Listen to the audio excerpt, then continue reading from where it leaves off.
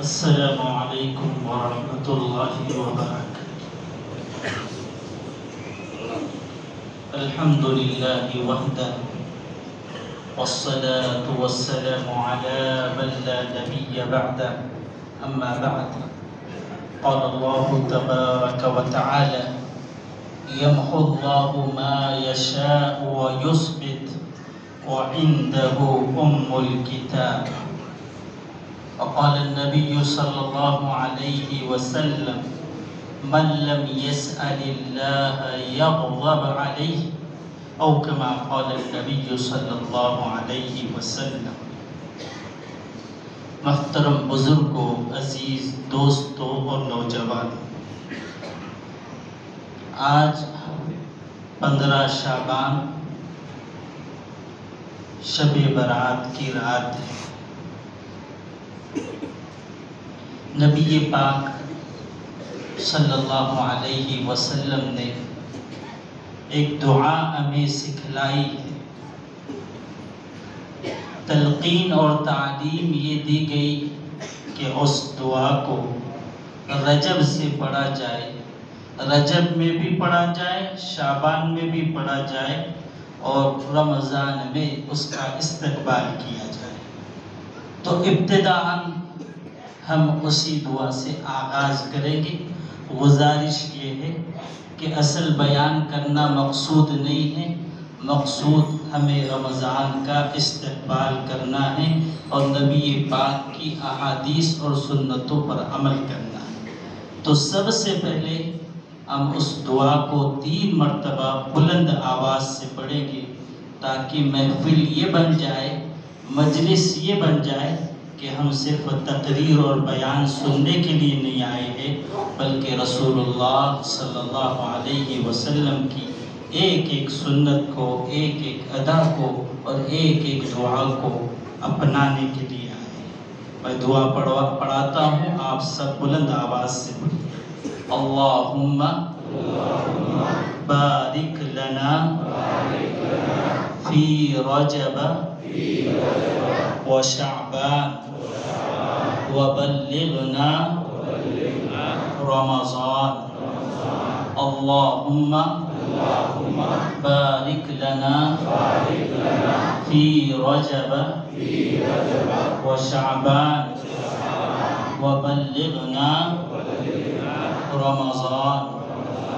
اللہم بارک لنا فی رجب وشعبان وبلغنا رمضان۔ یہ رات دعاؤں کی قبولیت کی رات ہے، اس لیے بیان کے ابتدا ہی میں نے یہ دعا پڑھوائی ہے اور اس یقین سے پڑھی ہے اور اس یقین سے پڑھوائی ہے کہ اللہ ضرور اس مبارک رات میں، قبولیت کی رات میں، رجب میں بھی برکت دیں گے، شعبان میں بھی برکت دیں گے اور رمضان کے استقبال کے لیے ہم کو اللہ تیار فرمائیں گے۔ یہ یقین کر لیجئے، قبولیت کی رات ہے، اللہ فیصلے وہی فرمائیں گے۔ محترم حاضرین، جس طریقے سے انسانوں کی 2 عید ہوا کرتی ہے، ایک جس کو ہم رمضان کی عید کہتے ہیں اور دوسری بقر عید، یہ 2 راتیں تو انسانوں کی عید کی رات ہیں۔ حضرت شیخ عبدالقادر جیلانی رحمۃ اللہ علیہ فرماتے ہیں کہ 2 انسانوں کی عید ہے اور ایک فرشتوں کی عید ہے۔ پھر فرماتے ہیں کہ جانتے ہو فرشتوں کی عید کون سی ہے؟ پھر فرماتے ہیں کہ فرشتوں کی عید شب برات کی رات ہے، کہ اس رات میں فرشتے خوش ہو جاتے ہیں، اس لیے کہ اللہ تعالیٰ ان فرشتوں کو فیصلوں پر مامور کر دیتے ہیں۔ ظاہر بات ہے، رب اگر فرشتوں کو کسی کام کو سونپ دے، وہ نرالا کام ہو اور انسانیت اور اللہ کے بندوں کی خدمت کا اور ان کا کام ہو، ظاہر بات ہے فرشتے اس پر بھی خوش ہوتے ہیں۔ اس لیے حضرت شیخ عبد القادر جیلانی نے فرمایا کہ شب برات یہ فرشتوں کی عید ہے۔ دوسری بات، علماء نے یہ لکھا ہے کہ حضرت موسیٰ علیہ السلام کو اللہ نے جب نبوت سے سرفراز فرمانا مقصود ہوا، اللہ تعالیٰ نے اسی رات کا یعنی شب برات کا انتخاب فرمایا۔ گویا کہ یہ بھی اللہ کی نظر میں شب برات کی فضیلت کی بات ہے کہ نبوت کا انتخاب بھی حضرت موسیٰ علیہ السلام کا اسی رات میں ہوا۔ پھر علماء فرماتے ہیں کہ 4 راتیں وہ ہیں کہ اللہ تعالیٰ اپنے خزانہ رحمت کو، اپنی عنایات کو، اپنی خصوصی نعمتوں کو انسانیت پر نچھاور کر دیتے ہیں۔ اور میں علماء فرماتے ہیں کہ 4 رات، ایک تو 2 عیدین کی راتیں ہیں، رمضان عید اور بقر عید کی رات، تیسری رات فرمایا کہ عرفہ کی رات ہے، اور چوتھی فرمایا کہ شب برات کی رات ہے، کہ اللہ تعالیٰ انسانیت کی طرف متوجہ ہوتے ہیں اور اپنی رحمتوں کا نزول فرماتے ہیں۔ اسی طریقے سے حدیث میں یہ بات موجود ہے کہ اللہ کے مخصوص بندے وہ ہوں گے، اللہ کے مخصوص بندے وہ ہوں گے کہ جب قیامت کے دن انسانیت کے دل مردہ ہو جائیں گے، ظاہر بات ہے اللہ کے حضور حاضر ہوں گے، حساب کتاب کا معاملہ ہوگا، حقیقت میں تو زندہ رہیں گے لیکن دل اللہ کے خوف سے اور اس ڈر سے کہ میرا کیا ہوگا، دل جو ہے مردہ ہو چکے ہوں گے۔ حدیث میں نبی پاک صلی اللہ علیہ وسلم نے فرمایا کہ جو یہ 4 راتیں عبادت میں گزار دے، اس وقت بھی ایسے بندوں کے دلوں کو اللہ زندہ رکھے گے۔ زندہ رکھنے کا مطلب یہ ہے کہ ایسے خوف و ہراس کے عالم میں جہاں انبیاء بھی یا ربی نفسی یا ربی نفسی پکار رہے ہوں گے، وہاں انسانیت کا کیا حال ہوگا۔ اللہ تعالیٰ ایسے خوف و ہراس کے عالم میں ایسے بندوں کو جنہوں نے ان راتوں کو اللہ کی عبادت میں گزارا ہے، اللہ ان کے دلوں کو زندہ رکھیں گے۔ اللہ سے ان کو یقین کامل ہوگا، ایک امید ہوگی کہ ہمارا رب ہمارے حق میں جو فیصلہ کرے گا وہ حق والا فیصلہ اور رحم والا فیصلہ اور ہماری کامیابی اور سرخ روئی والا فیصلہ فرمائے گا۔ یہ امیدیں اللہ سے لگی ہوں گی، اس لیے کہ انہیں علم ہوگا قرآن مجید کا، انہیں علم ہوگا احادیث طیبہ کا کہ لا تقنطوا من رحمت اللہ ان اللہ یغفر الذنوب جمیعا، کہ اللہ نے قرآن مجید میں جو اعلان فرمایا ہے کہ اے میرے بندو تم مایوس نہ ہو، میں تمہارے گناہوں کو بخش دوں گا۔ تو اسی امید اور اسی یقین میں ہوں گے وہ کہ میرا رب اور میرا مولا میری مغفرت فرما دے گا۔ اس دور سے اللہ تعالیٰ ان کے دلوں کو زندہ فرمائے گا۔ تو اللہ سے لو لگائے کہ ہم کچھ وقت، اس لیے کہ یہ نہ ہو کہ رات بھر جاگ رہے عبادتیں کر رہے اور پتہ چلا کہ فجر غائب ہو گئی۔ اصل تو جو ہے حکم وہ فرائض کا ہے، اگر رات بھر عبادت نہ کرے تو بھی چلے گا لیکن فجر جو ہے نہیں جانی چاہیے۔ فرائض کے بعد نوافل کا حکم آتا ہے، فرائض کے بعد سنتوں کا حکم آتا ہے، فرائض کی ادائیگی ضروری ہے، فرائض کے ساتھ یہ سارے فضائل شامل ہوتے ہیں۔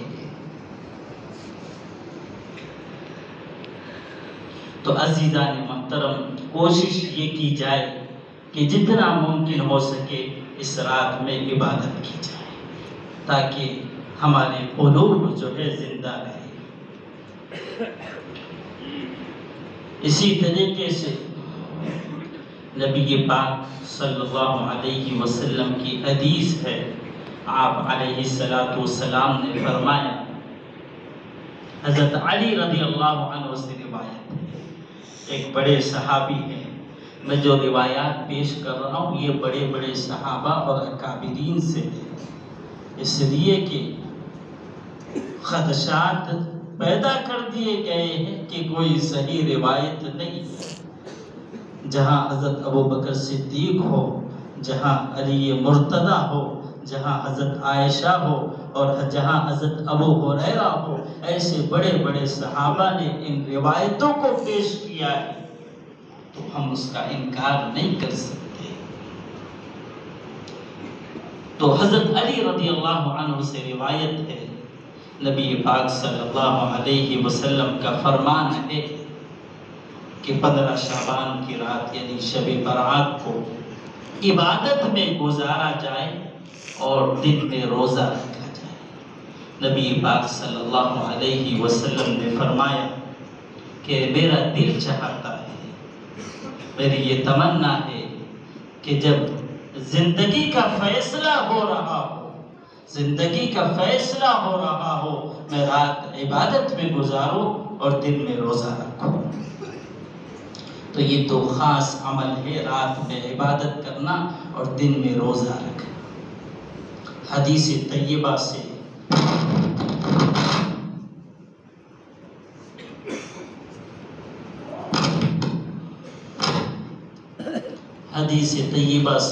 یہ بات واضح ہو گئی کہ یہ رات فیصلوں والی رات ہے۔ علماء اسی لیے فرماتے ہیں کہ جیسے دنیا میں بجٹ پیش ہوتا ہے، ایسے ہی یہ انسانوں کا بجٹ اللہ پیش فرما رہے ہیں، ان کی زندگی کا آنے والے سال کا فیصلہ کر رہے ہیں۔ ایک آیت مبارکہ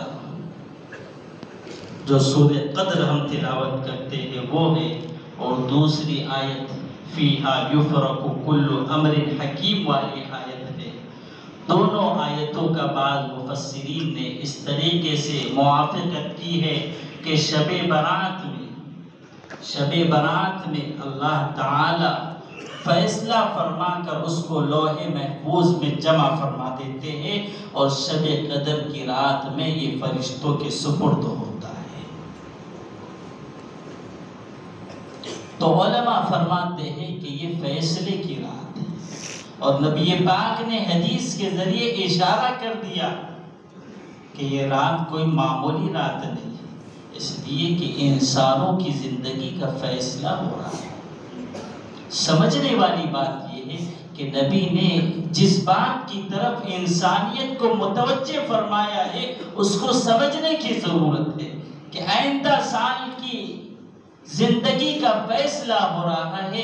نبی نے خود عمل کر کے اور ترغیب دے کر یہ بتلایا ہے کہ اس کو عبادت میں گزارا جائے، اپنے رب کو خوش کیا جائے، اپنے رب کو منایا جائے، تاکہ آئندہ سال ہمارے ساتھ جو معاملہ ہو وہ خیر و عافیت کا معاملہ ہو۔ میرے عزیزو، گویا کہ نبی پاک نے ترغیب دے دی کہ اپنے رب کو راضی کرو اور اپنی زندگی کو، آنے والے سال کو اللہ سے خوش کر کے ایسا بنا لو کہ زندگی میں انقلاب ہو، خوشحالی ہو، چین سکون ہو، ایمان اعمال صالحہ والی زندگی ہو۔ عزیزان محترم، آج ہر کوئی پریشان ہے، کوئی رزق کے اعتبار سے پریشان ہے، کوئی جاب کے اعتبار سے پریشان ہے، کوئی اولاد کے اعتبار سے پریشان ہے، کوئی شادی بیاہ اپنی اولاد کی کرانے کے اعتبار سے پریشان ہے۔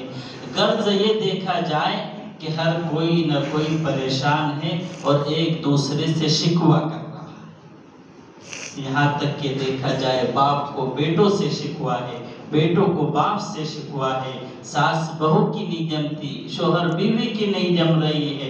یہ تو گھرانے کا معاملہ ہوا، پورے عالم میں یہ فتنہ اور فساد برپا ہے کہ ہر ایک دوسرے سے مطمئن نہیں ہے، کہ کوئی کسی پر بھروسہ کرنے کے لیے تیار نہیں۔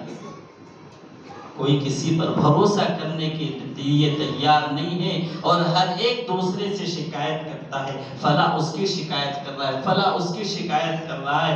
گویا کہ سارے عالم میں شکوہ شکایت کا معاملہ ہے، اور سب ایک دوسرے سے شکوہ کر رہے ہیں، ایک دوسرے سے پریشان آ رہے ہیں۔ تو گویا کہ یوں سمجھیے کہ ایک دوسرے کے پیر پڑنا، ایک دوسروں کے سامنے ہاتھ پھیلانا، ایک دوسرے کے سامنے سجدہ کرنا، الگ الگ لوگ کیفیت سے کرتے ہیں۔ میں یہ بھی بات بتلا دوں، حقیقت بھری بات ہے، مسلمان ہو، ایمان والا ہو، لیکن جب محتاج ہوتا ہے، ضرورت مند ہوتا ہے، تو سجدہ کرنے کے لیے اور پیر پڑھنے کے لیے اور شرک کرنے کے لیے بھی تیار ہو جاتا ہے۔ تو مسلمان خود جو ہے وہ پیر پڑنا، سجدہ کرنا، اغیار کے سامنے اپنے سروں کو جھکانا اور ان سے بھیک مانگنا، اپنی زندگی کے اعتبار سے، اپنے معاش کے اعتبار سے، اپنے جاب کے اعتبار سے ہر ایک جو ہے پریشان ہے۔ ظاہر بات ہے، احوال ایسے ہے، میرے بیٹے کو جاب لگ جائے، چلو رشوت دے دیا، بولے معاملہ چلتا ہی نہیں اس کے علاوہ، حالات ایسے بنے ہیں۔ تو عزیزان محترم، میں زیادہ اس پر تبصرہ نہ کرتے ہوئے، سب احوال آپ جان رہے ہیں، اور سب ایک دوسرے کے جو ہے وہ مانگنے کے لیے، بھیک مانگنے کے لیے، پیر پڑنے کے لیے، سجدہ کرنے کے لیے، شکوہ شکایات کرنے کے لیے تیار ہے۔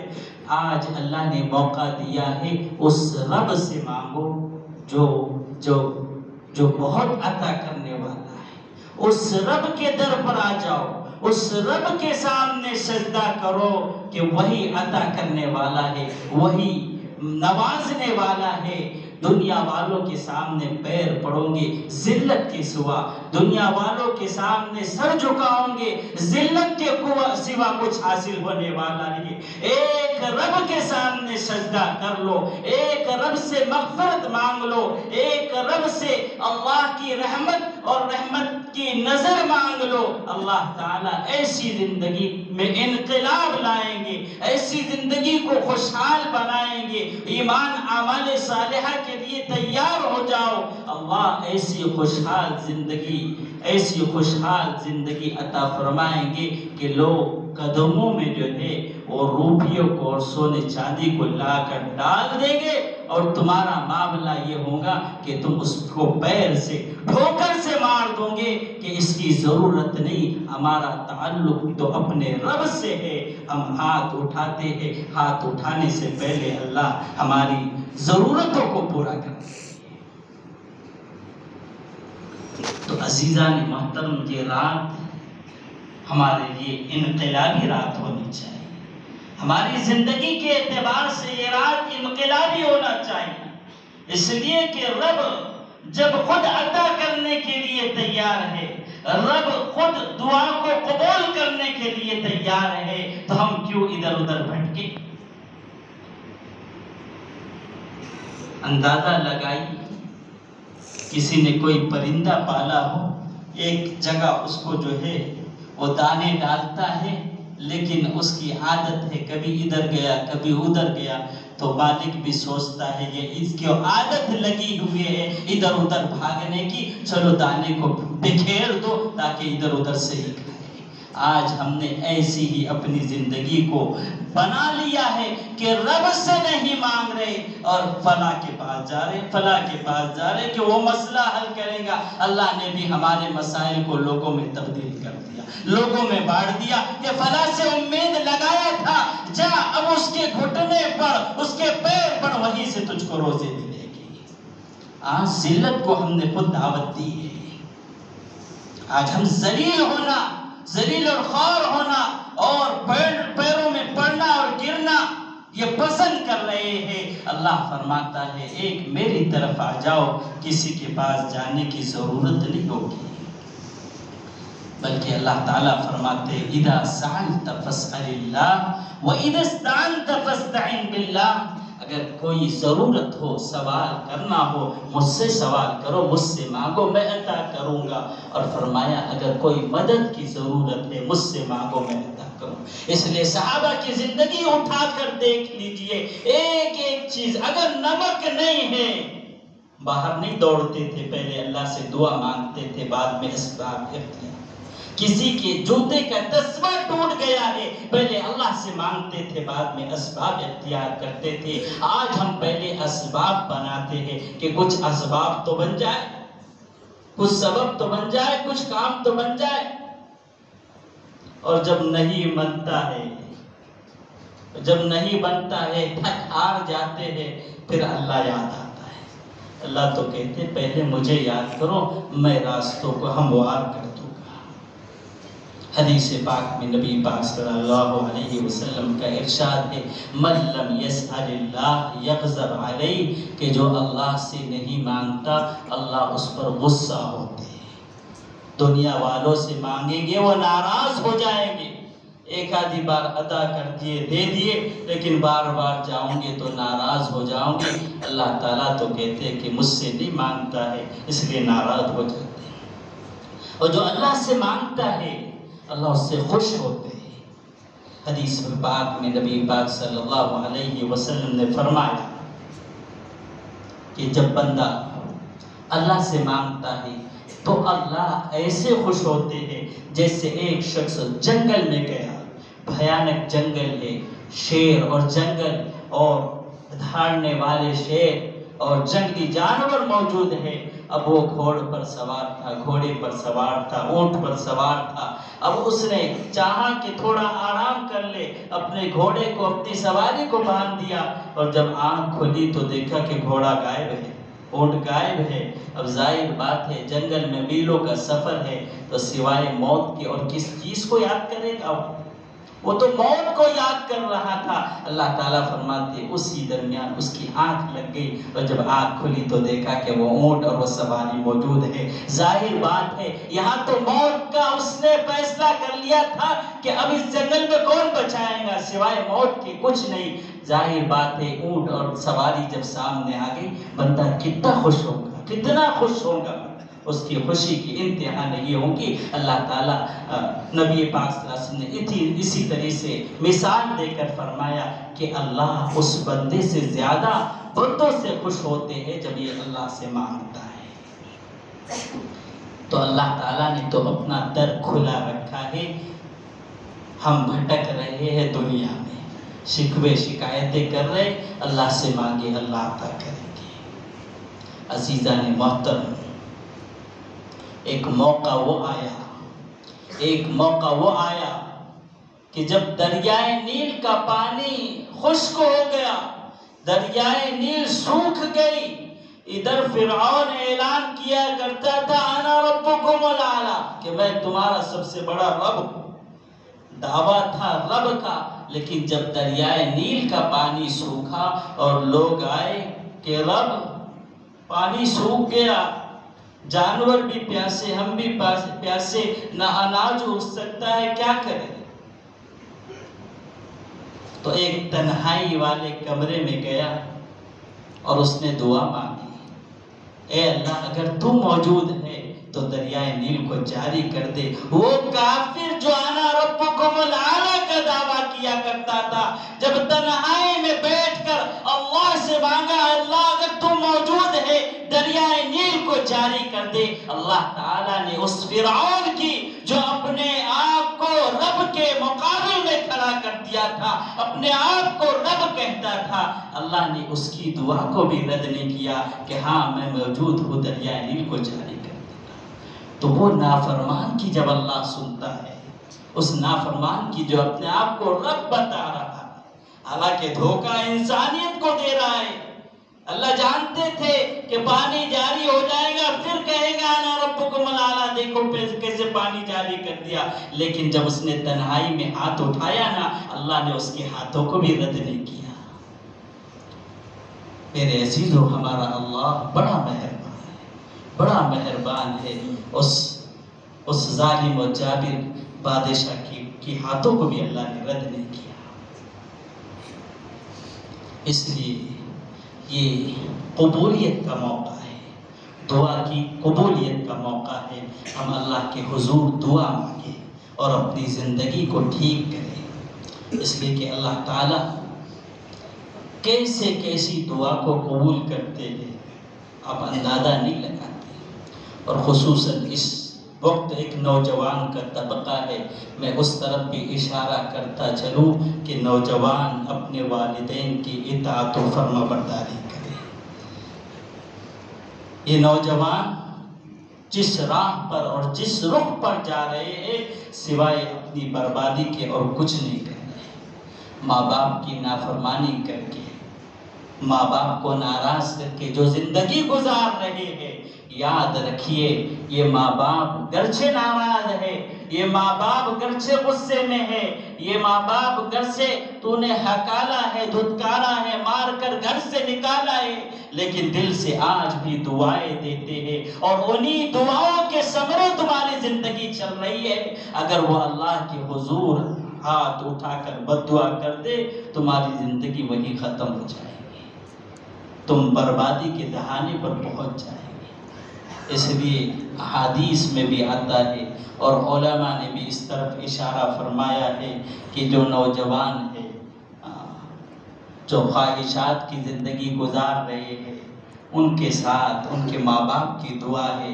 اگر ماں باپ کی دعا نہیں ہوگی، فرمایا کہ اگر ماں باپ نہیں ہے تو فرمایا کہ اب نوجوان کو، اس نوجوان کو متوجہ ہو جانا چاہیے کہ اب ایک جو عظیم سہارا تھا، جو اللہ جس کی وجہ سے بربادی کا فیصلہ نہیں کرتے تھے، آج وہ سہارا ٹوٹ گیا ہے، اب سنبھل کر چلنا ورنہ اللہ کا عذاب آ جائے گا۔ عزیزان محترم، ایک مثال دے کر اپنی بات سمجھانے کی کوشش کرتا ہوں کہ ایک نوجوان، اس کے لیے جیل کا فیصلہ ہو گیا، قید کا فیصلہ ہو گیا، اب اس کے ہاتھ میں اور پیر میں جو ہے بڑی بڑی زنجیریں جو ہے باندھ کر ڈالی گئی۔ معاملہ ہوا کہ ایک دن گزرا ہے، ایک رات گزری ہے کہ وہ زنجیر ٹوٹ گئی۔ اب جیل میں کہاں اس کو توڑنے کے اسباب موجود ہیں، لیکن زنجیر ٹوٹ گئی۔ تو بتلایا گیا آفیسر کو کہ اس کی زنجیر ٹوٹ گئی، کہا ایسے کیسے ہو سکتا ہے؟ خیر بات گئی، اس نے کہا ہو سکتا ہے کسی وجہ سے ٹوٹی ہوگی، کچھ خلل ہوگا، پھر دوسری نئی زنجیر ڈالی گئی، وہ بھی موٹی زنجیر تھی، پھر دوسری رات گزری وہ زنجیر ٹوٹ گئی۔ ایسے ہی کچھ دنوں تک معاملہ چلتا رہا، اخیر میں جب ایک موٹی زنجیر ڈالی گئی اور وہ بھی ٹوٹ گئی تو وہ آفیسر نے اس جیل خانے سے اس نوجوان کو بلایا اور کہا کہ کیا معاملہ ہے؟ اس سے پوچھا کہ تمہاری ماں زندہ ہے؟ کہا ہاں ماں زندہ ہے۔ کہا کہ وہی ماں دعا کرتی ہے، اس دعا کا اثر اللہ نے رکھا ہے کہ وہ زنجیر ٹوٹ رہی ہے۔ آفیسر یہ کہنے پر مجبور ہو گیا جب تک تمہاری ماں کی دعا رہے گی تم جو ہے صعوبتوں سے اور مشکلوں سے آزاد رہو گے، جاؤ جب تمہارا رب نہیں چاہتا ہے کہ تم قید ہو میں بھی تمہیں آزاد کرتا ہوں۔ تو یہ ماں کی دعا کا اثر تھا کہ زنجیر بھی ٹوٹ گئی۔ اس لیے فرمایا کہ اس رات میں وہ شخص جو ماں باپ کا نافرمان ہوگا اس کی مغفرت نہیں ہوگی، اس لیے فوراً ماں باپ سے معافی مانگی جائے اور اللہ کے حضور توبہ کی جائے کہ ان کی معافی کے بغیر کام آگے نہیں بڑھ سکتا۔ عزیزان محترم، بہت سارے احوال ہیں، بہت سارے واقعات ہیں، چند کی طرف اشارہ کرتا چلوں کہ ایک چیف انجینئر تھا، انجینئر کے اوپر جو بڑا رہتا ہے۔ معاملہ یہ ہوا کہ بہت زیادہ عقل مند تھا، لیکن حالت یہ ہوئی کہ پاگل ہو گیا اور حالت یہ ہوئی کہ اس کو جو ہے ہاتھ اور پیر سے جو ہے باندھ کر گھر میں رکھا جاتا کہ وہ پاگل پن کرتا ہے، کسی کو مار دیتا ہے اور نقصان کرتا ہے سامان کا۔ اب معاملہ یہ ہوا کہ علاج بھی ڈاکٹروں نے منع کرتے ہیں کہ اس کا کوئی علاج نہیں ہے۔ موقع پر کچھ اللہ والے آئے اور اللہ والوں نے دعا کی کہ اے اللہ اس کو اس تکلیف سے دور کر دے۔ اللہ تعالیٰ نے فوراً بغیر علاج کے بغیر دوا کے اس کی عقل صحیح ہو گئی اور پھر وہ اپنے بڑے جاب پر جو چیف انجینئر تھا وہاں پر واپس سے قائم ہو گیا۔ یہاں میں اس طرف رک کر یہ بھی بات کہوں کہ بعض لوگ یہ کہتے ہیں کہ دعا کروانے کی کیا ضرورت ہے، اللہ تو بڑا سننے والا ہے، خود ہی مانگو خود ہی دے دے گا۔ عزیزان محترم، یہ زہر میں گویا کہ ایک زہر گھولا جا رہا ہے۔ ہمیں نبی پاک نے سکھلایا ہے کہ دعائیں لی جائیں، دعائیں لی جائیں، اللہ والوں سے دعائیں لی جائیں، اس لیے کہ نبی پاک صلی اللہ علیہ وسلم نے ابتدائی میں اس سنت کی طرف اشارہ فرمایا جس کو آج ہم بول چکے ہیں کہ بچہ پیدا ہو، کسی عالم دین کو بلایا جائے، اس کے کان میں سیدھے کان میں اذان، دائیں کان میں اقامت کہی جائے، اور ایک دوسرا عمل یہ ہے، ایک تو یہ ہے سنت کے بالوں کو جو ہے مڈایا جائے، اس کی بقدر چاندی صدقہ کی جائے، اور تیسرا عمل یہ ہے کسی اللہ والے سے کسی اہل علم سے اس کی تہنیک کرائی جائے، کوئی میٹھی چیز جو ہے وہ اپنے منہ میں لے کر چبائے اور اس بچے کے تالو پر رکھ دے۔ یہ نبی پاک صلی اللہ علیہ وسلم کی سنت رہی ہے، آج یہ سنت ختم ہو چکی ہے۔ گویا کہ نبی پاک نے اشارہ دیا ہے کہ ابتدا سے بچے کو اللہ والوں کی صحبت میں رکھا جائے، اللہ والوں سے دعا لی جائے۔ یہ بات جو ذہن میں آتے ہیں نا کہ اللہ بڑا سننے والا ہے، خود ہی مانگ لو، ٹھیک ہے سننے والا ہے، لیکن یہ جو کاٹا جا رہا ہے علماء سے، یہ بزرگان دین سے اور یہ اہل اللہ سے جو یہ کاٹا جا رہا ہے، اس کے پیچھے ایک بہت بڑی سازش ہے۔ اس لیے کوشش یہ کرنی چاہیے کہ ہم اللہ والوں سے دعائیں، اپنے بچوں کو اللہ والوں سے ملائیں۔ آج اس فتنے کے دور میں اگر اپنے ایمان کی اور اپنے نئی نسل کی ایمان کی حفاظت چاہتے ہو تو کام یہ کرنا پڑے گا کہ اہل علم سے، اللہ والوں سے اپنے بچوں کو، خود اپنے آپ کو، اپنے بچوں کو جوڑنا پڑے گا۔ جب تک اس مسجدی ماحول میں اور ان اللہ والوں کے ساتھ ہوں گے تمہارا ایمان محفوظ رہے گا، ورنہ ایمان کا پھر کوئی پتہ نہیں۔ تو یہ قبولیت کی رات ہے۔ ایک حدیث میں نبی پاک صلی اللہ علیہ وسلم کا ارشاد ہے کہ اللہ تعالی آسمان دنیا پر نزول فرماتے ہیں اور یہ اعلان کرتے ہیں حل من مستغفر فاغفر له، کہ ہے کوئی مغفرت چاہنے والا کہ میں اس کی مغفرت کروں، ہے کوئی مصیبت زدہ کہ میں اس کی مصیبت کو دور کروں، ہے کوئی بیمار پریشان حال کہ میں اس کی پریشانی اور اس کی بیماری کو دور کروں۔ تو گویا کہ حدیث پاک میں اشارہ اس طرف کیا گیا ہے کہ اللہ تعالی آسمان دنیا پر نزول فرماتے ہیں۔ مفسرین نے اور محدثین نے اس حدیث کی تشریح یہ کی ہے کہ اللہ تعالی اس رات میں بندوں کی طرف خصوصی توجہ فرماتے ہیں اور چاہتے ہیں کہ میں بندے کو نواز دوں، اس کی مرادوں کو، اس کی تمناؤں کو، اس کی آرزوؤں کو پورا کر دوں۔ تو گویا کہ اس رات میں ہمیں اپنی زندگی کو اگر انقلاب برپا کرنا ہے، اپنی زندگی کو خوشحال بنانا ہے، ایمان اعمال صالحہ والی زندگی بنانا ہے اور اپنے تمام مسائل کو اگر حل کرنا ہے تو اللہ آ چکا ہے، بس اپنے ہاتھوں کو اٹھائے اور اپنے سارے احوال اللہ کے سامنے رکھے، اپنے سارے پریشانیاں اللہ کے سامنے رکھے اور اللہ سے مانگے کہ اللہ خود اعلان کر رہے ہیں، کوئی بیمار ہے میں اس کو صحت نصیب کروں، کوئی ہے مغفرت چاہنے والا مغفرت عطا کرو۔ تو اللہ تعالیٰ تو جو ہے خود آ کر یعنی اپنی رحمتوں کو متوجہ کر کے کہتے کہ مانگ لو۔ اللہ کتنے مہربان، اللہ کو کیا ضرورت، اگر ساری انسانیت اللہ کی نافرمان بن جائے تو اللہ کی قدر منزلت میں، اللہ کی عزت اور شان میں ایک پل بھی کوئی فرق پڑنے والا نہیں ہے۔ لیکن اللہ اپنے بندوں سے پیار کرتے ہیں، اللہ اپنے بندوں سے محبت رکھتے ہیں، اس لیے اللہ تعالیٰ متوجہ ہو رہے کہ مانگ لو میں عطا کروں گا۔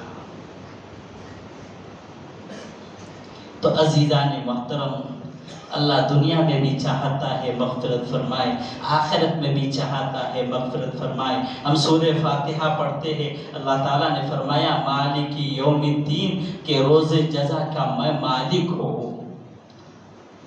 اندازہ لگائیے، مفسرین نے فرمایا ہے کہ اللہ نے فرمایا کہ قیامت کے دن میں مالک ہوں گا، میں مالک رہوں گا۔ یہ نہیں فرمایا کہ میں انصاف کروں گا، اس لیے کہ اللہ نے فرمایا کہ انصاف اگر کرنے کا معاملہ ہے تو سب تو جہنم میں ہی چلے جائیں گے، چند لوگ بچیں گے مغفرت والے۔ اللہ نے فرمایا میں مالک ہوں، میں جس کو چاہوں گا اپنے رحم و کرم سے معاف کر دوں گا، اپنے فضل کرم سے معاف کر دوں گا۔ سورہ فاتحہ پڑھتے ہیں لیکن ہمیں اس کا مطلب ہی نہیں معلوم، اللہ کی شان ہی نہیں معلوم۔ اس لیے یہ کہا جاتا ہے کہ قرآن سے مناسبت رکھی جائے۔ درس قرآن ہوتا ہے، تفسیر قرآن ہوتا ہے، اس میں بیٹھا جائے، رب کا کیا پیغام ہے، رب کا کیا فرمان ہے، رب کتنا مہربان ہے۔ اور ایک بات یہ بھی یاد رکھیے کہ اللہ تعالیٰ انسانوں سے کتنے مہربان ہیں۔ اللہ تعالیٰ اگر مغفرت کسی کی کرنا چاہتے ہیں تو اس کے لیے کچھ نہ کچھ بہانہ بنا دیتے ہیں۔ کچھ فرشتے جو نیکی لکھنے والے ہیں، کچھ فرشتے گناہ لکھنے والے ہیں، اللہ تعالیٰ جو ہے جو نیکی لکھنے والے فرشتے ہیں، حدیث میں آتا ہے اللہ ان کو تبدیل کر دیتے ہیں۔ ابھی ایک فرشتہ آیا، اس نے نیکی لکھ لیا، پھر دوسرا فرشتہ آیا نیکی لکھ لیا، تیسرا فرشتہ آیا نیکی لکھ لیا، لیکن جو گناہ لکھنے والا فرشتہ ہے وہ ایک ہی مقرر ہے، وہی گناہ لکھتا ہے۔ اب اللہ تعالیٰ اگر کسی بندے کی مغفرت کرنا چاہے تو بہانہ یہ بنا لیتے ہیں کہ جب اعمال کو اور برے اخلاق کو، بری عادتوں کو پیش کیا جاتا ہے، اللہ تعالیٰ کہتے ہیں جاؤ گواہ لاؤ، گواہ لے کر آؤ، کتنے گناہ کیا ہے، کتنے نیکی کیا ہے۔ تو گناہ لکھنے والا تو ایک گواہ ہے، اللہ تعالیٰ نے نیکی لکھنے والے ہزاروں فرشتوں کو مقرر کر دیا۔ اللہ تعالیٰ فرماتے ہیں تیری ایک فرشتے کی بات سنو یا ان ہزاروں نیکی کر گواہ کی بات سنو۔ اس کو بہانہ بنا کے اللہ مغفرت فرماتا ہے۔ میرا رب، ہمارا اللہ بڑا مہربان ہے، بڑا مہربان ہے۔ حدیث پاک میں یہ بات بھی موجود ہے، نبی پاک صلی اللہ علیہ وسلم کا ارشاد ہے، حضرت عائشہ رضی اللہ عنہا فرماتی ہے کہ نبی پاک صلی اللہ علیہ وسلم 15 شعبان کو، شب برات کو، میں نے دیکھا کہ رو رہے ہیں، گڑ گڑا رہے ہیں۔ اور کس کے لیے رو رہے ہیں، کس کے لیے گڑ گڑا رہے ہیں؟ حضرت عائشہ رضی اللہ تعالی عنہ دریافت فرماتی ہے اللہ کے حضور کیا بات ہے؟ رات گئے تنہائی میں رو رہے ہیں، گڑ گڑا رہے ہیں۔ نبی پاک صلی اللہ علیہ وسلم نے فرمایا کہ میں اپنی امت کے لیے رو رہا، وہی امت جو نبی پاک صلی اللہ علیہ وسلم کی سنتوں کو چھوڑ نبی پاک صلی اللہ علیہ وسلم کو گناہ کر کے غمگین کر رہی۔ نبی پاک نے فرمایا میں اپنی امت کے لیے رو رہا ہوں، اس لیے کہ اللہ تعالیٰ یہ وہ رات ہے کہ اللہ تعالیٰ جہنمیوں کو جہنم سے آزاد کرتے ہیں، کہ بنی کلب کی جو بکریاں ہیں، بنی کلب کی جو بکریاں ہیں، ان کے بالوں کے برابر لوگوں کو اللہ تعالیٰ اس رات میں جہنم سے آزاد کرتے ہیں۔ اس لیے میں رو رہا ہوں کہ آج میں اللہ کے حضور رو کر، میں اللہ کو اپنے منا کر، اپنے اللہ کو خوش کر کے ساری امت کو جو ہے جہنم سے نکال دو اور وہ جنت والے بن جائے۔ تو نبی پاک صلی اللہ علیہ وسلم نے رویا ہے، گڑ گڑایا ہے، اپنے رب کو منایا ہے۔ عزیزان محترم، کس کے لیے؟ اس امت کے لیے۔ آج یہ امت ایک رات اپنے رب کو راضی نہیں کر سکتی، چند ساعتیں اور چند گھنٹے اپنے رب کو منانے میں نہیں لگا سکتی، اور اس نبی کے پاک کو غم کو دور نہیں کر سکتی جو نبی پاک ہر وقت رویا کرتے تھے۔ نبی پاک کا اس امت کے ساتھ جو غم رہا ہے، جو فکر رہی ہے، اس کا اندازہ نہیں لے سکتے۔ ایک یہ بڑا باب ہے، میں اس طرف نہیں جانا چاہتا۔ بہرحال بتلانے کا مقصود یہ ہے کہ یہ رات اللہ سے مغفرت مانگنے والی رات ہے، اللہ سے معافی مانگنے والی رات ہے۔ اور گویا کہ میں نے جیسے ہی پہلے بتلایا کہ اس رات کو ہم انقلابی رات بنائیں، اپنے رب کو راضی کر کے، اپنے رب کو خوش کر کے جو ہے اپنی زندگی کو درست بنا لیں، اپنی زندگی کو صحیح بنا لیں، حرام کاموں کو چھوڑ کر، حرام جاب کو چھوڑ کر اور غلط راہوں کو چھوڑ کر اپنے رب کی طرف متوجہ ہو جائیں۔ اور عزیزان محترم، سمجھنے کی بات ہے کہ رب کیسے مغفرت کرتا ہے اور کیسوں کی مغفرت کرتا ہے۔ بس ایک مثال دے کر میں اپنی بات ختم کروں گا، زیادہ تفصیلی بات کرنا مقصود نہیں ہے۔ حدیث پاک میں آتا ہے، علماء نے یہ بات لکھی ہے کہ جس وقت قارون وہ زمین میں دھس رہا تھا، اللہ کا عذاب آ گیا، اللہ کی پکڑ آ گئی، وقت کے نبی موسیٰ کی بات کو نہیں مانا، موسیٰ کو نبی نہیں مانا اور اللہ کا انکار کیا۔ معاملہ یہ ہوا کہ قارون اپنے خزانے کے ساتھ دھس رہا تھا، اور جب دھسنے لگا تو بلند آواز سے چیخ چلا کر یہ کہنے لگا، موسیٰ مجھ کو بچا لو، موسیٰ مجھ کو بچا لو، میں تو دھس رہا ہوں، برباد ہو رہا ہوں۔ سارے خزانوں کے ساتھ، خزانوں پر اترایا کرتا تھا، خوش ہوا کرتا تھا، بڑے خزانوں کا مالک ہے۔ اللہ تعالیٰ اسی خزانے کے ساتھ دھسا رہے تھے اور یہ چلا رہا تھا، موسیٰ بچا لو۔ علماء نے لکھا ہے، احادیث کی روشنی میں یہ بات موجود ہے، اللہ تعالیٰ فرماتے ہیں کہ وہ قارون جو دھس رہا تھا اور موسیٰ سے واویلا کر رہا تھا، چیخ رہا تھا، چلا رہا تھا، موسیٰ مجھے بچا لو، موسیٰ مجھے بچا لو، اللہ تعالیٰ فرماتے ہیں ایک مرتبہ اگر مجھے آواز دیتا، اے رب بچا لے، میں اس کو بچا لیتا۔ میرے عزیزوں، اللہ بڑے بخشنے والے ہیں، بڑے مہربان ہیں۔ تفصیلی موقع نہیں بات کرنے کا، مقصود اس رات کو ہم، یہ بہت اہم رات ہے، فیصلوں کی رات ہے، بہت اہم رات ہے، اس لیے دعا کر کے اور یقین کے ساتھ، اس لیے کہ اللہ تعالیٰ جو یقین کے ساتھ مانگی گئی دعا ہے اس کو قبول فرماتے ہیں۔ ایک مثال سے بات سمجھا دوں تاکہ دعا کے اندر جو ہے وہ جذبہ پیدا ہو جائے۔ ایک ظالم بادشاہ تھا جس کے ظلم سے ہر کوئی ڈرا کرتا تھا۔ معاملہ یہ ہوا کہ وہ کعبۃ اللہ میں طواف کر رہا تھا۔ حجاج ابن یوسف، اس کی تاریخ پڑھیے، کتنا ظالم بادشاہ تھا۔ حجاج ابن یوسف طواف کر رہا تھا، ابھی طواف کے 2 چکر ہوئے تھے، ایک شخص کو دیکھا رو رہا ہے اور بلبلا رہا ہے، چلا رہا ہے، اے اللہ آگ دے دے، اے اللہ آگ دے دے۔ حجاج ابن یوسف کو غصہ آیا کہ سب چکروں میں ایک ہی بات چلا رہا ہے، آگ دے دے۔ تو حجاج ابن یوسف کو غصہ آ گیا اور یہ کہا کہ میرے ابھی 5 چکر باقی ہے، اس سے پہلے اگر تیری آنکھ نہیں آئی تو میں تجھے قتل کر دوں گا، اور ایک آدمی کو مقرر کر دیا اس پر۔ اب پہلے تو اس کی آنکھ کا مسئلہ تھا، نابینا تھا، اللہ سے مانگ رہا تھا آنکھ دے دے، آنکھ دے دے۔ تو اب جو ہے جب اس نے سنا کہ حجاج ابن یوسف اب چھوڑنے والا، آنکھ نہیں آئی تو معاملہ ختم ہے، ابھی سیدھا قتل کر دیا جائے گا۔ اس لیے کہ ظالم بھی تھا، جو بات بول دیا وہ پوری کیا کرتا تھا. تو وہ شخص کو پتہ چل گیا کہ اب تو میرا کوئی بچنے کی کوئی راہ نہیں. تو پھر گڑ گڑا کر اللہ سے مانگنے لگا، اے اللہ آگ دے دے. اب اس کے مانگنے کا جذبہ بدل گیا. اے اللہ پہلے تو آگ کا مسئلہ تھا، اب تو جان کا مسئلہ ہے، تو آگ دے دے.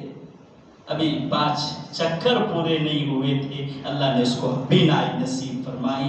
تو اللہ تعالیٰ کتنے مہربان ہے کہ جب کوئی دل سے مانگتا ہے اللہ اس کو عطا کر دیتے ہیں. اس لیے آج ہم انشاءاللہ اللہ کے حضور اپنی دلوں کی گہرائی سے اپنے رب کو راضی کرنے کی کوشش کریں گے کہ ہمارا رب ہم سے راضی ہو جائے اور ہماری زندگی اسلام پر ایمان پر قربان ہو جائے. ہم ایمان اعمال صالحہ کرنے والے بن جائے. جو یہ کام جماعت والے کرتے ہیں ہم اسی رخ پر اسی جذبے کے ساتھ وہ جذبہ اپنا بنانے کی فکر کریں. دعا کریں.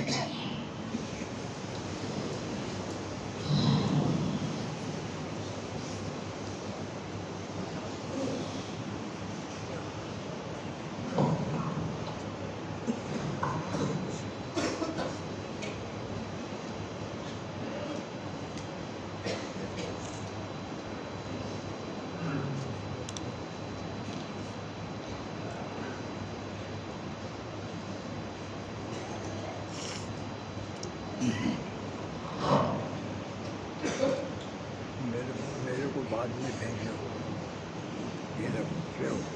یہ نمبر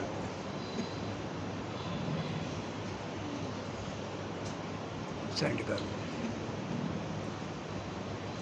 الحمدللہ رب العالمین. اللہم صلی علی سیدنا محمد وعطرته بعدد کل معلوم لك. ربنا آتنا في الدنيا حسنة وفي الآخرة حسنة وقنا عذاب النار. اللهم إنا نسألك العفو والعافية والمعافاة الدائمة في الدين والدنيا والآخرة. اللهم إنا نسألك رضاك والجنة ونعوذ بك من غضبك وسخطك والنار. اے اللہ ہمارے گناہوں کو معاف فرما. اے اللہ ہماری خطاؤں سے درگزر فرما. اے اللہ ہم بہت گناہ گار ہیں، بہت خطا کار ہیں. اے اللہ کوئی عمل ایسا نہیں جو تیرے حضور پیش کر سکے. اے اللہ کوئی عمل نہیں جو تیرے حضور پیش کر سکے. اے اللہ ساری زندگی گناہوں میں گزر رہی ہے، تیری نافرمانی میں گزر رہی ہے. اے اللہ ہم اقراری مجرم ہیں. اے اللہ ہم اقراری مجرم ہیں. اے اللہ ہم گناہوں کا اقرار کرتے ہیں، گناہوں کا اعتراف کرتے ہیں. اے اللہ دن ہو رات ہو، اے اللہ تنہائی ہو مجمع ہو، اے اللہ ارادہ ہو بغیر ارادہ ہو، اے اللہ گناہوں میں زندگی گزر رہی ہے، گناہوں میں زندگی گزر رہی ہے. اے اللہ مغفرت فرما دیجیے. اے اللہ مغفرت فرما دیجیے. اے اللہ تیرے حضور ہاتھ پھیلایا ہے. اے اللہ تجھی سے مانگتے ہیں، تو ہی عطا کرنے والا ہے. اے اللہ تو نے قبولیت کا وعدہ فرمایا ہے. اے اللہ تو ہماری طرف متوجہ ہے. اے اللہ تو نے آسمانی دنیا پر نزول فرمایا ہے. اے اللہ تو نے خود اپنے نبی کے ذریعے اعلان فرمایا ہے کہ انسانیت مجھ سے مانگے میں عطا کروں گا. اپنے مسئلوں کو ہمارے سامنے رکھے میں عطا کروں گا. اے اللہ سب سے بڑا مسئلہ ہماری مغفرت کا ہے. اے اللہ مغفرت کا ہے. اے اللہ پوری زندگی گناہوں کی نحوست میں گزر رہی ہے. اے اللہ ہمارے دل سیاہ ہو چکے ہیں.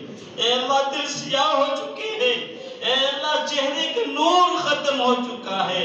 اے اللہ چہرہ بھی کالا پڑ چکا ہے، دل بھی کالا ہو چکا ہے. اے اللہ حق پر گناہ میں زندگی گزار رہی ہے. اے اللہ لیکن ہمیں اے اللہ آپ کے نبی کی بات معلوم ہے اور ہم یقین کرتے ہیں کہ آپ ہمارے نبی نے جو ہم سے بات کہی ہے، جو وعدہ کیا ہے وہ سچا وعدہ ہے، وہ سچا وعدہ ہے. اے اللہ اس سچے وعدے کا یقین کرتے ہوئے اے اللہ جو ہمارے نبی پاک نے فرمایا آپ اعلان کر رہے ہیں مانگ لو مغفرت میں عطا کروں گا۔ اے اللہ اسی یقین کے ساتھ، اسی یقین کے ساتھ، اے اللہ اسی یقین کے ساتھ تیرے حضور ہاتھوں کو پھیلایا ہے، ہاتھوں کو پھیلایا ہے، اپنے دامن کو پھیلایا ہے۔ اے اللہ بزرگان دین بھی ہے، اے اللہ علماء کرام بھی ہیں، معصوم بچے بھی ہیں، اے اللہ معصوم بچے بھی ہیں۔ اے اللہ جس کسی کی ادا پسند ہو، اے اللہ کوئی تو تیرا محبوب بندہ ہوگا، اے اللہ کوئی تو تیرا مقرب بندہ ہوگا، اے اللہ کوئی تو تیرا محبوب ہوگا۔ اے اللہ ان معصوموں کا تو قصور ہی نہیں، اے اللہ ان بزرگوں کا قصور ہی نہیں، اے اللہ بزرگوں کی، اے اللہ سفید داڑھی پر آپ حیا کرتے ہیں، معصوموں کو آپ چاہتے ہیں، اے اللہ گرچہ ہم گناہگار ہیں، ان معصوموں کے ہی ہاتھوں کی لاج رکھ لے، ان بزرگوں کی، سفید داڑھی والے بزرگوں کی جن کو دیکھ کر آپ حیا کرتے ہیں، اے اللہ انہیں کی لاج رکھ لے، ہم سبوں کی مغفرت فرما دے، ہم سبوں کی مغفرت فرما دے۔ اے اللہ اے اللہ اے اللہ اے اللہ تیرے محبوب کے ایک ایک قول پر ایک وعدے پر ہمیں یقین ہے، اے اللہ اسی یقین کے ساتھ ہاتھ پھیلائے۔ اے اللہ مغفرت فرما دے، اے اللہ رحمت کی نظر فرما دے، اے اللہ کرم فضل کی رحم نظر فرما دے۔ اے اللہ تیری ایک رحمت کی بات ہے، تیری ایک نظر رحمت کی بات ہے، ہماری زندگی کا سوال ہے، اے اللہ ہماری زندگی کا سوال ہے۔ اے اللہ مغفرت فرما کر زندگی کو اسلام اور ایمان اور اعمال صالحہ کا رخ پر پھیر دے۔ اے اللہ ہم اپنی زندگی میں انقلاب چاہتے، اپنی زندگی کو صحیح رخ پر ڈالنا چاہتے۔ اے اللہ ہم پریشان ہو گئے یہ گناہوں والی زندگی سے، ہم پریشان ہو گئے اے اللہ یہ بے ایمانی والی زندگی سے، اے اللہ ہم پریشان ہو گئے یہ کفر الحاد والی زندگی سے۔ اے اللہ اب توبہ کرتے ہیں، اے اللہ توبہ کرتے ہیں، اے اللہ ہم لوٹ آتے ہیں ایمان کی طرف، اے اللہ ہم لوٹ آتے ہیں ایمان کی طرف۔ اے اللہ ہمارا کیا ہی ایمان ہے، اے اللہ کیا ہی یقین ہے، کہتے تو ہے مسلمان، کہتے تو ہے ایمان والے، کہتے تو ہے اللہ کے رسول کو ماننے والے، کہتے تو ہے قرآن و حدیث پر چلنے والے، لیکن ساری زندگی گناہوں میں گزر رہی، نافرمانی میں گزر رہی۔ اے اللہ کیسا ایمان ہے، اے اللہ کیسا ایمان ہے، اے اللہ ادنا سا ایمان ہے، اے اللہ ادنا سا ایمان ہے۔ اے اللہ ہمارے ایمان کو صحیح کر دے، ہمارے یقین کو صحیح کر دے، ہمارے اعمال کو صحیح کر دے۔ اے اللہ آج کی اس عظیم رات کو ہماری زندگی کی انقلابی رات بنا دے۔ اے اللہ آج کی اس رات کو ہماری زندگی کی انقلابی رات بنا دے۔ اے اللہ ہمارے رخوں کو دین ایمان کی طرف پھیر دے۔ اے اللہ ہماری دنیا بھی سوار دے، ہماری آخرت بھی سوار دے۔ اے اللہ ہماری ضرورتوں کو بھی پورا فرما، ہمارے تقاضوں کو بھی پورا فرما۔ اے اللہ آخرت کی تیاری کی بھی توفیق نصیب فرما۔ اے اللہ بہت سارے پریشان حال ہیں، پریشانیوں کو دور فرما، بیمار ہے صحت کاملہ عاجلہ دائمہ نصیب فرما۔ اے اللہ بہت سارے احباب، بہت سارے علماء بزرگان دین، اے اللہ تجھ سے تعلق رکھنے والے، تجھ سے محبت کرنے والے اور تیرے ایمان اور اسلام پر عمل کرنے والے قیدوں میں بند ہے، جیلوں میں بند ہے، بے قصور ہے، بے قصور ہے، ان کا قصور ہی ایمان ہے، ان کا قصور ہی تجھ پر یقین کرنا، ان کا قصور ہی تیری رضا کے لیے اعمال کرنا۔ آج اے اللہ صحبتیں تکلیفیں اے اللہ تیرے نام کی وجہ سے برداشت کر رہے، اے اللہ رہائی کا فیصلہ فرما، اے اللہ جیلوں سے رہائی کا فیصلہ فرما، اے اللہ جیلوں سے رہائی کا فیصلہ فرما، استقامت نصیب فرما۔ اے اللہ کمزور بندے ناتبہ بندے ہیں، اے اللہ زیادہ آزمائش برداشت نہیں کر سکتے، اے اللہ اب رہائی کا فیصلہ فرما دے، رہائی کا فیصلہ فرما دے۔ سلام کرتے ہیں ان کے ایمان کو، سلام کرتے ہیں ان کی قربانی کو۔ اے اللہ تب بھی تیرے نام کو نہیں چھوڑا، تیرے ایمان کو نہیں چھوڑا، نبی کی سنتوں کو نہیں چھوڑا۔ اے اللہ رہائی کا فیصلہ فرما۔ اے اللہ مسلمان امن و امان کے ساتھ زندگی گزارنے کی توفیق نصیب فرما، ایمان اعمال صالحہ کے ساتھ زندگی گزارنے کی توفیق نصیب فرما۔ اے اللہ اپنے سارے مسائل کو، ساری پریشانی کو تیرے سامنے رکھتے ہیں۔ ایک تیرا ہی تو در ہے جہاں مسائل حل ہو سکتے ہیں، ایک تیرا ہی تو در ہے جہاں سے مغفرت مل سکتی ہے۔ اے اللہ ہم نے دنیا کا سوالی دیکھا، دنیا کا فقیر دیکھا، دنیا کا غریب دیکھا، ایک گھر نہیں ملے دوسرے گھر چلے جاتا ہے، دوسرے گھر نہ ملے تیسرے گھر چلا جاتا ہے، اس کو امید ہوتی ہے کہیں نہ کہیں سے کچھ نہ کچھ تو مل جائے گا۔ اے اللہ ہمارے پاس تو ایک تیرا ہی در ہے، ایک تیرا ہی در ہے۔ اے اللہ اگر تو ہی دھتکار دے تو ہم کہاں جائیں، تو ہی ناراض ہو جائے تو ہم کہاں جائیں۔ اے اللہ آج تو آئے ہیں تجھے منانے کے لیے، اے اللہ آج تو آئے ہیں تجھے راضی کرنے کے لیے۔ اے اللہ تو ہم سے راضی ہو جا، اے اللہ تو ہم سے راضی ہو جا، اے اللہ تو ہم سے خوش ہو جا۔ سابقہ گناہوں کو معاف فرما، مغفرت کا اعلان فرما، زندگی کے رخ کو صحیح کرنے کی توفیق نصیب فرما۔ بہت سارے احباب نے دعاؤں کی درخواست کی ہے، ہر ایک کی الگ الگ پریشانی ہے۔ کوئی اولاد نہ ہونے کی وجہ سے پریشان ہے، کوئی اولاد ہے لیکن نافرمان ہے اس کی وجہ سے پریشان ہے۔ اے اللہ اے اللہ اے اللہ بہت سارے احباب پریشان ہیں، بہت سارے احباب اے اللہ بیٹیوں کا نکاح نہیں ہو رہا ہے، عمر گزرتی جا رہی ہے۔ اے اللہ بہترین جوڑے نصیب فرما، بہترین جوڑے نصیب۔ بہت سارے احباب بیمار ہیں، صحت کاملہ عاجلہ دائمہ مستمرہ نصیب فرما۔ بہت ساروں کو جاب نہیں ہے، معاشی اعتبار سے پریشان ہے۔ یہ نوجوان اے اللہ اگر ان کی معاش کا مسئلہ حل نہیں ہوا تو اے اللہ قومیں تو ٹوٹ پڑی ہیں کہ ایسے نوجوانوں کو پکڑے اور انہیں پیسوں کا لالچ دے، انہیں عورت کا لالچ دے، ان کے گھر بار کا جاب کا لالچ دے کر وہ کفر و شرک میں ڈالنا چاہتی ہے۔ اے اللہ ان نوجوانوں کو سنبھالا دے دے، ان نوجوانوں کو سنبھالا دے دے۔ اے اللہ ان کو بہترین معاشی زندگی نصیب فرما۔ اے اللہ ان کے رخ کو صحیح کرنا۔ اے اللہ نوجوان نشے کی زندگی گزار رہے، شراب کی زندگی گزار رہے، اے اللہ غلط راہوں پر چل رہے، ان کی راتیں اے اللہ گناہوں میں گزر رہی ہے۔ اے اللہ دن سونے میں گزر رہا ہے، رات گناہوں میں گزر رہی ہے۔ اے اللہ یہ نوجوان اے اللہ ان کو سنبھالا دے دے۔ اے اللہ اولاد کو اے اللہ والدین کو اولاد کی فکر کرنے کی توفیق نصیب۔ اے اللہ ان کو ہدایت پہ لانے کے لیے قبول فرما۔ اے اللہ مدارس کی حفاظت فرما، مکاتب کی حفاظت فرما، خانقاہوں کی حفاظت فرما، دینی مراکز کی حفاظت فرما۔ اے اللہ یہی وہ کام ہے جس سے دین زندہ ہے، یہی وہ دین کے قلعے ہیں مدارس جس سے عقائد درست ہے۔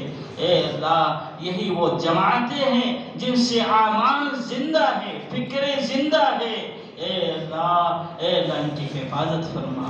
لوگ تو ان کو بھی ختم کرنا چاہتے ہیں، لوگ تو مدارس کو بھی ختم کرنا چاہتے ہیں، مکاتب کو بھی ختم کرنا چاہتے ہیں، خانقاہوں کو بھی ختم کرنا چاہتے ہیں، دینی مراکز کو بھی ختم کرنا چاہتے ہیں۔ اے اللہ سبوں کو سنبھالا دے دے، سبوں کو اتحاد اتفاق کے ساتھ یکجٹ ہو کر ایک دوسرے کی حمایت کرنے کی، ایک دوسرے کا تعاون کرنے کی، اور اس کام کو دین کے کام کو جو عظیم کام ہے لے کر آگے بڑھنے کی توفیق نصیب فرما۔ اے اللہ یہاں جو مدرسہ چلتا ہے جس میں 15 طلبہ بھی حافظ بنے ہیں، اے اللہ دعا ہے ان ذمہ داروں کو بھی قبول فرما۔ اے اللہ ان کی نسلوں کو بھی قبول فرما۔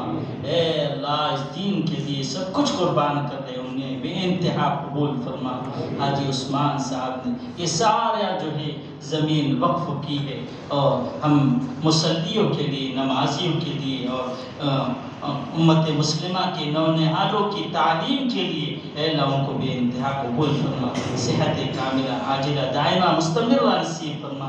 حاجی سلیم صاحب، حاجی اقبال صاحب اور ان کی نسلوں کو اے اللہ دین کے لیے قبول فرما، ان کی تمام مسائل کو حل فرما۔ اے اللہ بہت سارے احباب نے الگ الگ دعاؤں کی درخواست کی ہے، سب حال سے آپ واقف ہیں، ہر ایک کا نہ نام لیا جا سکتا ہے، نہ ان کے کاموں کا تذکرہ کیا جا سکتا ہے، آپ بہتر جانتے ہیں ان کی تمام جائز تمناؤں کو، جائز تقاضوں کو پورا فرما۔ اے اللہ ہر آدمی پریشان ہے، ہر قسم کی پریشانی ہے، بے چینی کے ساتھ زندگی ہے، اور سب مسائل کو حل فرما۔ اے اللہ تجھی سے یقین ہے، تجھی سے مانگتے ہیں، اے اللہ ہم اٹھے اور ہاتھ نیچے کرنے سے پہلے ہماری مغفرت فرما، ہم سے راضی ہو جا، اور ہماری زندگی کو رخ کو ایمان اور عمل صالحہ پر ڈال دے۔ اے اللہ جو مانگا ہے وہ بھی نصیب فرما، جو مانگنے سے رہ گئے وہ بھی نصیب فرما۔ اے اللہ ہمارے ماں باپ کی مغفرت فرما، ہمارے مرحومین کی مغفرت فرما، جو زندہ ہے اے اللہ ان کو دین اعمال صالحہ کے ساتھ زندگی گزارنے کی توفیق نصیب فرما۔ اے اللہ جو دلوں میں نیک تمنائیں، نیک آرزوئیں سبوں کو پورا فرما۔ اے اللہ سرکار دو عالم صلی اللہ علیہ وسلم کی سب کے طفیل میں ہماری دعا کو قبول و مقبول فرما۔ وصلی اللہ تعالی علی خیر خلقہ محمد وآلہ واصحابہ اجمعین برحمتک یا باہر جو ہے چائے کا انتظام ہے۔